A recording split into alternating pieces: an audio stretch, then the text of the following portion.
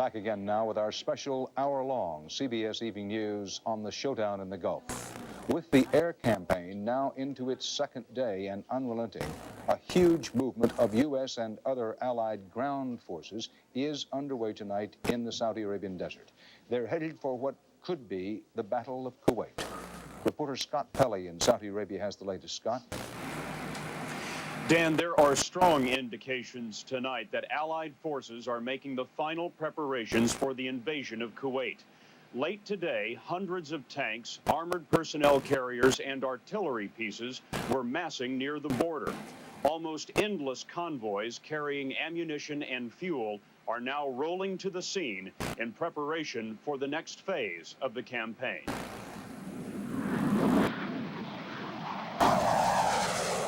Today, there was no break in the blitz. Allied planes attacked at will, almost unchallenged.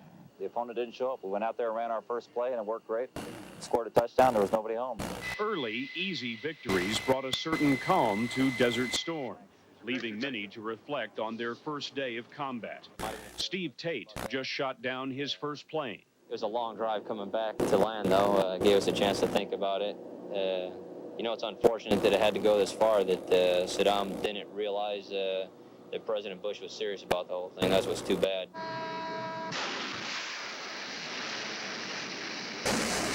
The opening shots were fired by the USS Wisconsin. In the first day of battle, the crew launched more than 100 cruise missiles bound for targets in Kuwait and Iraq. I was excited for it, but it's kind of scary to think what damage we're going to be doing and how many lives we're going to be taking with what we're shooting off and stuff. This morning, soldiers who have yet to go to battle listened to the progress of the war and wondered when they will be called. Suddenly, waiting has its advantages, now that the Air Force has the sky. Cuts down on the competition, and it might just make our job just a little bit more easier. You can hear now, Dan, you can hear now, live in Saudi Arabia. That is the sound of the United States Air Force sending another sortie of aircraft north, apparently to Kuwait or Iraq. The aircraft take off from the base here every few minutes now. Saddam Hussein apparently does not have an hour's peace in Iraq. As far as the ground forces are concerned, the Pentagon will not say when they will be committed, but clearly tonight the elements of an invasion force are being prepared. Dan? Scott Pelley. Planes thundering off in what had been the still desert sky. More precautions today in response to Saddam Hussein's threats to stage terror attacks against U.S. targets around the world. A few incidents have been reported so far overseas, all of them considered minor ones. Here at home, Rita Raver tells us airports came in for some of the heaviest security checks ever. American airports are on their highest state of alert. At some places, like Dulles Airport outside Washington, barriers now ring the terminal. Security guards check approaching cars. It began last night on orders from the Federal Aviation Administration. Within a few hours after the Gulf shooting began, police were swarming over passenger shuttle buses at Miami International. Now at all U.S. airports, curbside check-in is suspended. Only ticket holders are allowed in gate areas, and all baggage is closely inspected. We like to know that luggage that is here belongs to someone, that there's a purpose for it being here. We're concerned very obviously about someone being able to plant something in the luggage. Military installations all around the country are on alert, too. I have instructed our law enforcement command and my local commanders to take steps to increase security awareness here at Port South. And the FBI is stepping up investigations of Iraqis who've overstayed their visas. Late yesterday, issuing an arrest warrant for a man who disappeared after he was arrested by San Luis Obispo, California police last fall for carrying explosive devices. No one is taking any chances. In Beverly Hills, the bomb squad was called in after a suspicious package was discovered on Swank Rodeo Drive. A false alarm. In Washington today, security was intense. A new set of barriers was going into place in front of the State Department. But one question no one seemed able to answer today was how long this nationwide state of alert will last. Until they call us off, we'll be here. And It might be more than just this shift here, but I don't know until later. And the scary truth is that Middle Eastern terrorists are known for having long memories and biding their time. They might wait to avenge the U.S. attack against Iraq until America is no longer on full alert. Rita Braver, CBS News, Washington. The State Department says it is taking no chances on the threat of terrorism. Bill Plant is there. Bill? And the administration continues to believe that Americans abroad, whether they are civilian or official, are prime targets for terrorists because of the U.S. attack on Iraq. Whether the terrorists act on orders from Iraq or the PLO or simply out of hatred against America for starting the war hardly matters. But Iraq does continue to make threats, and there are reports that there have been terrorists with U.S. installations under surveillance. So the administration takes... Bill Plant, I'm sorry. We have news breaking out. We go to Tom Fenton in Israel. Tom, we reports of air raid sirens. Tom yes, Fenton. Nestle. Okay, this is Tom Fenton in Tel Aviv. We heard an air raid siren, and then just about a minute ago, there was a huge blast. We're not yet sure what it was. We're all in the sealed-up chemical warfare protection room and in the process of putting on our gas masks. I'm putting mine on right now. And when we know something more, we'll get back to you. We're going to give Tom Fenton just Okay, a second which is to the get one you his... put it on? Is it the top one here? Yes, Tom Fenton is putting on his gas mask in a shelter in Israel. Now, this is live. We do not know what is happening. Okay. Very important to underscore what we know. That's Air raid sirens sounded. People went to shelters. that's all. Then there was a great explosion. We got through to Tom Fenton on the telephone. You heard what he said. He just simply reported that. Now he's putting on his gas mask. Tom, are you still there? And can you speak through the gas mask? Do you know anything else about what's happening? And give us your exact location if you can, please. All right, he can't talk through the gas mask. I want to check here for just a second. Tom Fenton was in Tel Aviv, was he? Double checking. Tom Fenton in Tel Aviv. There's been an explosion after air raid sirens sounded there. We'll be monitoring this situation as we continue on now with our special live one-hour edition of the CBS Evening News, which is part of our ongoing continuous coverage on this CBS station of war in the Gulf. I want to emphasize one more time that we do not know, in fact, what has happened there in Tel Aviv. We will be monitoring it. For the moment, we're going to go back to Bill Plant at the State Department. Bill, I know you haven't had a chance to check, but as soon as we finish with this little piece of business, we, of course, request that you check that out. But you were making the point that nobody at the State Department is letting their guard down about terrorists. Absolutely not. They're very concerned about it. They have warned all of their outposts overseas and worldwide to expect terrorist attacks and incidents. And in fact, there have been half a dozen or so reported already today. There have been some window-breaking incidents, some Molotov cocktails, some stone throwing, and so on. But the State Department does say that they don't think that those incidents are coordinated. But one important reason, Dan, that the administration continues to issue these warnings, and there have been a number of them in recent days, they take this very seriously because they were accused when Pan Am 103 went down of withholding information. They won't do that again. Dan?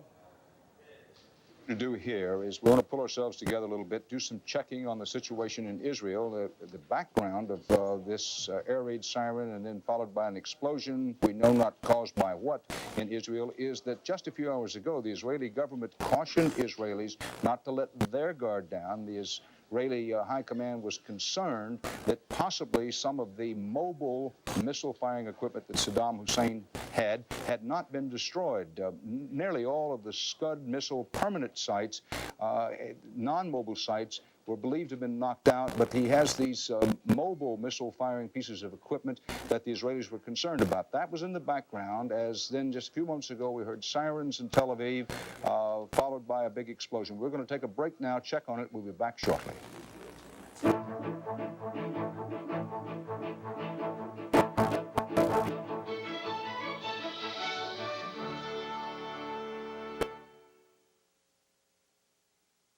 What pain reliever do doctors recommend most for minor arthritis pain, backaches, sprains and strains, and menstrual pain? Advil. Gentler to your stomach than aspirin, safe, trusted, doctor recommended. Advil, advanced medicine for pain. Painful sore throat and no chloroseptic spray? That's okay. Chloroseptic lozenges actually work like the spray to penetrate nerve endings and stop pain fast. Great tasting chloroseptic lozenges. Fast relief when you're away from your spray. These days, Americans are eating foods that are low in cholesterol. Or are they? Cooked in butter. Even these aren't as cholesterol-free as they could be. That's why there's Butter Flavor Pam Cooking Spray. It has a buttery flavor, yet adds no cholesterol. So you can pick foods that are low in cholesterol and keep them that way. Pam, because how you cook is as important as what you cook. Planning. Where'd I get the capital to start this business with my daughter? By investing for the long haul. And forget full commission brokers. I called Charles Schwab. Munis, mutual funds, blue chips, and I saved plenty with Schwab's low commissions. Every day I tell my daughter, think long term. Make your own decisions. Be your own man. We give you more ways to succeed. Well, I thought college kids didn't need sleep. You need coffee. I got that. Freeze-dried? Welcome to Coffee 101. See, mine's darker. It's decaffeinated Folgers crystals from mountain-grown beans. My classes ended yesterday. Mine's still darker. Taste. This is good. Now you're talking. Hey, I am, aren't I? Decaffeinated Folgers crystals, so dark and rich. Shouldn't you switch? We're going to go back live via the telephone to Tom Fenton, who's in an air raid shelter in Tel Aviv, Israel. Fenton will be speaking through his gas mask. They had to put on his gas mask. What happened? Sirens were heard in Tel Aviv. Everybody was hustled down to a shelter. Then there was the sound of what Fenton had described as a tremendous explosion. Tom, do your best here to talk through the gas mask. What, in fact, do we know and not know? We're not in a shelter. They tell you in case of a chemical attack not to go down because the gas goes down, but to go up. We are in the CBS office. However, someone has gone up to the roof and looked around and sees nothing. We all felt and heard this bang, and it was about a minute or a minute and a half after sirens. Now, it may be that this is an explosion at some distance from here, and that's why we're not seeing it. Tom, the Israeli government this afternoon cautioned Israelis not to let their guard down. We're trying hard here not to jump to any conclusions about what has happened. You said you heard an explosion. Did you see an explosion? We did not see the explosion. We were inside the office with most of the curtains drawn. Now, the Israelis were expecting the possibility of something tonight, figuring that this could have been Saddam Hussein's last desperate chance to fire off something and score some sort of a blow. The Israelis said that some of the missiles have not been knocked out by the American air raids, and probably a number of the multiple missiles were still available. And so if that's what it was, it may have been a chemical attack. But I caution you at this point, we still don't know what it was. Tom Fenton reporting from Tel Aviv, and we're going to emphasize that last sentence. We don't know if anything of significance has happened in Tel Aviv. The sirens went off. There was the explosion. Gas masks were put on. That's where we are at the moment. We'll continue to monitor that possibly important development in Israel. Most of the world's governments backed the U.S.-led attack today with varying expressions of regret. Correspondent Richard Threlkeld in London reports on the European reaction. Europe woke this morning to find itself at war with Iraq and apparently winning. Reports so far received suggest they have been successful. Our chaps are bloody marvellous and no one was totally different. Very proud of them. I think they're doing a fantastic job. By day's end, President Bush's fragile and sometimes reluctant war coalition had suddenly become a model of togetherness. Soviet President Gorbachev said Saddam Hussein had only himself to blame. The Italian parliament, which had been dithering about getting involved, finally voted to commit Italian forces to combat. The European community ministers met in Paris to decide how to help refugees from the war, while the French government, which had taken the lead in last-minute attempts to negotiate peace, told Iraq, in effect, it's now too late. Iraq's ambassador to Britain, who vowed Iraq will fight on, seemed the loneliest voice in London. Until the last children in our country, we will defend our country bravely. There are also a lot of people against this war, no matter how it happens to be going. There were protests in Paris. Hands off Iraq! Western butchers out! And protests in London. And a big protest in Germany, 3,000 school children in Frankfurt. Among Europeans, the Germans have had the most misgivings about this war. We want to show the world our opinion, what we think about it. All in all, though, most Europeans seem to be saying, after day one of Desert Storm, so far, so good. But should it drag on and prove to be as bloody as some predict, it may not take very long for Europeans to remember who gave the order to start all this. And in short order, this could very well become just George Bush's war. Richard Threlkeld, CBS News, London. Officials from President Bush on down say they are pleased with what they see as the success of U.S. military operations so far, but many emphasize caution against any over-optimism. Defense Secretary Cheney said this is very serious business, has a long way to go. Among those embracing the best-case success scenarios today, Republican Congressman Robert Dornan of California and former U.S. Secretary of State Henry Kissinger. This time, we used our assets properly, and it's over in probably less than 2 days. We may never have to commit our ground forces. I think it's gone well. The emphasis has been on air power. I believe that there's a chance that the Iraqi forces in Kuwait may surrender, and that this thing could be wound up in less than 2 weeks. Now, are these hopes and expectations realistic from a military standpoint? Joining me again, the two CBS News military consultants, retired Marine General George Christ and former Air Force Chief of Staff, retired General Michael Dugan. First, General Christ, in the midst of all this optimism, what are the legitimate and reasonable cautions we should have in mind? Dan, we're going to have to take Kuwait. Secretary Cheney said that what we are seeing right now is the air part of a campaign. So we're going into Kuwait. Now, when we go, it's going to be violent, Patton-like armored thrusts, perhaps an amphibious end run.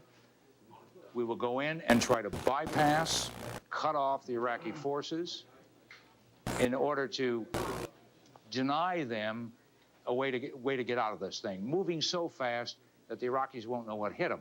But there's going to be Iraqi troops there.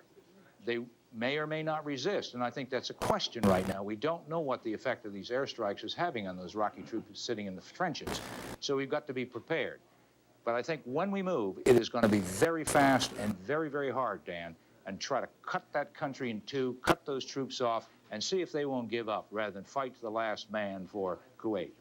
General, you said earlier that forced to choose between sooner or later, you thought the ground offensive might come sooner. Amidst all this, what seems to be justified optimism, what cautions stand out in your mind? Well, Dan, I think that we have had some successes, but clearly we've had some losses. You mentioned that we're only 24 hours into an operation against the 5th largest military power in the world as of 24 hours ago. And there's still a great deal of capability, a great deal of forces, a great deal of organization still left in Iraq. It merits a great deal of respect on our part. It's a long road ahead of us. We may be able to travel down that long road quickly, but it's still a long road. Well, in sports page language, this is not a sport, it's war. But so far, it's a blowout. Could it all be over in 2 weeks or less, General Chris? Dan, I'm an old maverick, and I would have said it's going to take us a couple weeks or a month to do this thing. The fact that we're putting tactical aircraft, slow, A-10s, over the top of these Iraqi defenses on the ground, that we've gone in and hit their elite Republican Guard Corps headquarters. Very little reaction. We're not losing airplanes. I don't know why that is, but somebody isn't going to shoot. So the job may be easier, but we've got to keep our fingers crossed right now. Let's bring in Fuad Ajami, our friend and CBS News consultant on the Middle East, professor at Johns Hopkins University. Under the heading of You Got to Know When to Fold Them, what are the chances that Saddam Hussein is going to see this going so badly he gives it up and gets out of Kuwait? Well, Dan, one of the great questions I'd love to find a convincing answer for is how much does Saddam himself know about the scale of this defeat? What's interesting about despotic regimes, about dictatorships like Saddam, is that the dictator is the last to know. Is that the dust you shovel blows in your eyes. The dictatorship always rests on illusion, on lies, on the fact that the commanders in the field and the soldiers never really pass up the information, and that the messenger who bears the bad news is always murdered. One of the great questions about this war as it unfolds is how much does Saddam know now about the rout of his forces in Kuwait. So he spends a lot of time lying to his own people, but there's a lot of lying to himself as well. From what you can see and hear, is there a chance, any viable chance, that a ground offensive, walking in, fighting into Kuwait to take it, will not be necessary? Well, I think we probably will have to go in, and I think the key question for the Saddam Hussein regime is these Republican Guard forces. These are the Praetorian Guards of the regime. This war for Saddam is not about Iraq. It's not even about Kuwait. It's about the survival of his own regime. And those forces are the one being carpet bombed by B-52s. That's his only insurance policy, these particular Republican Guards. Fuad Ajami, Generals Kristen Dugan, thanks. We'll be talking to you as the evening goes along. I'll be back in a moment with veterans of other wars, watching new war veterans in the making.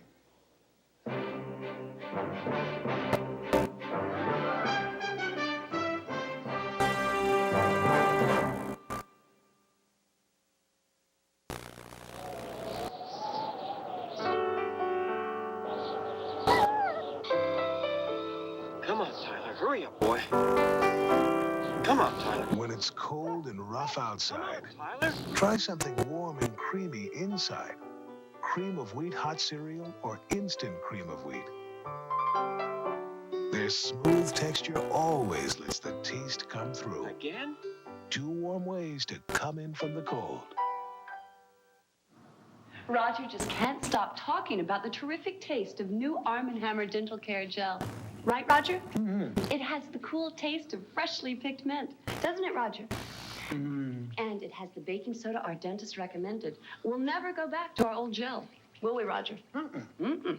New Arm & Hammer Dental Care Gel or paste from the baking soda experts. Anything else you'd like to add, Roger? Mm-mm. Mm-mm. Whoever said life begins at 40 obviously hasn't turned 50 yet. We want to extend these good years, so we've made some changes. The right foods, a little exercise, and because our nutritional needs have changed, we've changed our multivitamin tablet. We take Geritol Extend with all the vitamins we need. It's made for folks over 50. Geritol Extend, because you're as young as you feel. This is the sound of Unisom, the sound of sleep. With Unisom, you hit your pillow and fall asleep fast. Tonight, you can sleep more soundly with Unisom, America's #1 sleep aid. Bengay welcomes back all the people who tried one of those other pain relievers, but found that for them, nothing works better than Bengay.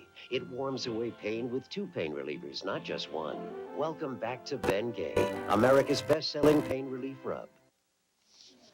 We are monitoring carefully the situation in Tel Aviv, Israel, where air raid sirens sounded. Then there was a big explosion. There are a lot of rumors about what happened. We don't want to even pass them along. We will tell you that our Tom Fenton is there. And as we go along with this special 1-hour edition of the CBS Evening News, we are monitoring carefully the situation, checking with all of our sources, and we'll get back to you with the most reliable, dependable information available. In the meantime, a reminder that it's been almost 50 years since the United States of America last declared war.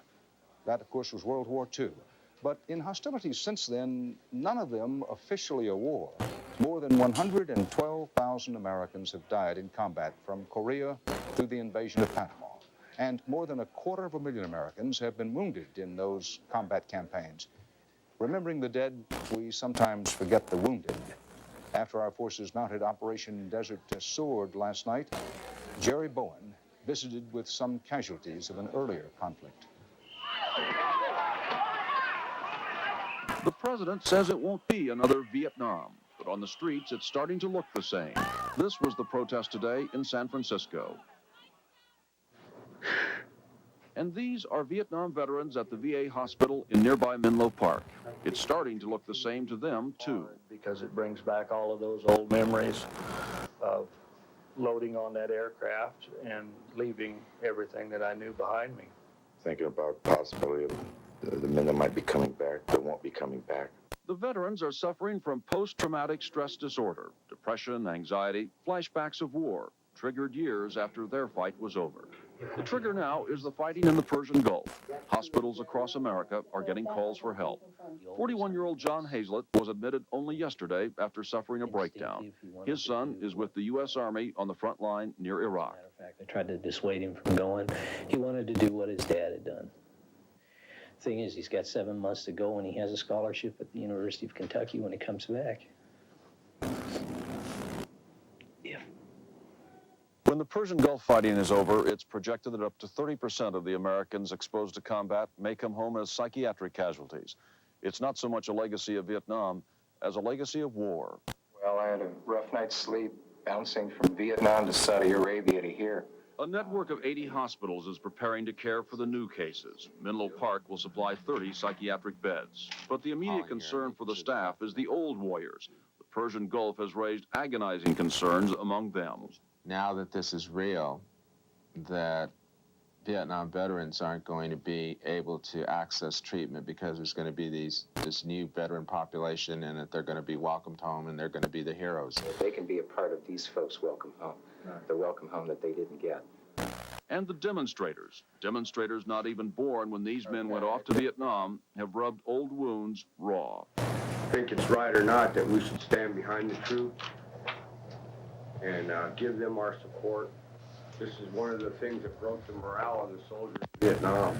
So again today, they gathered in small groups to talk and chase away the demons. The driver took an RPG. He was already dead. Then his hand came back and cartwheeled in the circle. I don't know. There's nothing to be afraid of. Just the memories. Memories being made again tonight by new warriors in a new war. Jerry Bowen, CBS News, Menlo Park, California. Following up on the report from Israel and Tel Aviv, something happening there. David Martin at the Defense Department has some details. David?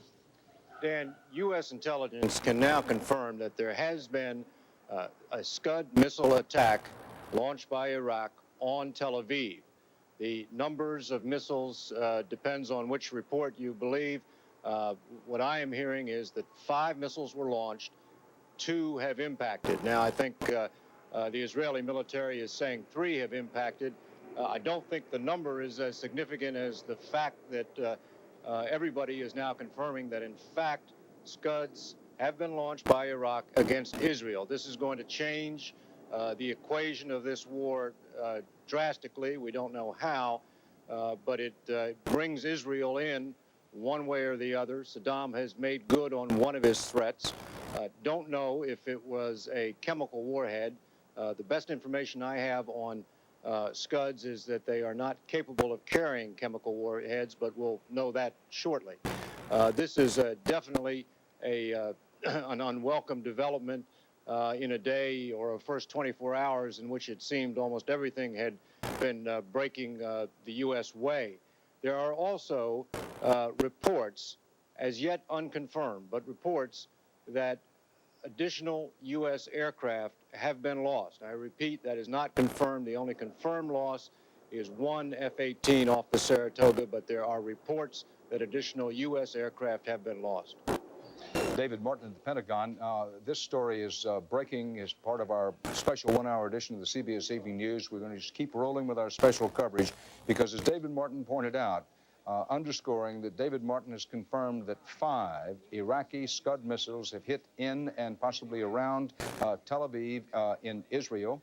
We heard the first reports. Tom Fenton heard the air raid sirens, then heard 1 explosion. Did Fenton. He was forced to put on his gas mask as a precaution because these Scud missiles, according to the Iraqis, contain chemical warheads. However, we want to underscore, emphasize that David Martin says there's no way to tell at the moment whether these particular Scud missiles indeed had chemical weapons as part of their warhead. But this changes the whole equation. It changes the whole outlook of the war for the moment. Also, you heard David Martin say that while there have been 3 confirmed losses of Allied aircraft, 1 U.S. aircraft, that David Martin is hearing that military sources may confirm more U.S.